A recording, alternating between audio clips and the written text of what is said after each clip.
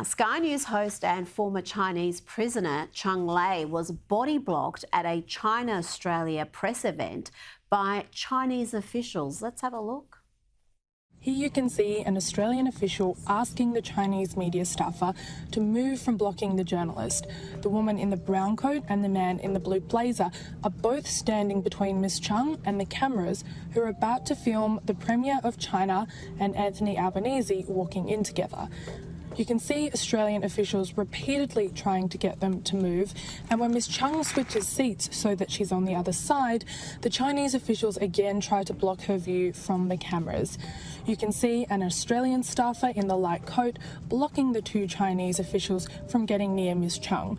This was all during remarks that were due to be made by the Prime Minister and Chinese Premier. You can see here Ms Cheng is very amused by the whole thing, and the ministers are in the background signing documents. Now, the Prime Minister said the matter had been formally followed up with the Chinese Embassy to express Australia's concern at Lei's treatment, calling it clumsy. I would have used stronger language, Patrick, than clumsy. I don't think clumsy is the right word. Maybe deliberate or insistent. Yes. We're on Australian soil here. How can this not possibly be condemned in the strongest terms from the moment it happened? It was all over the news yesterday. It hijacked the bigger story of constructive relations and everything.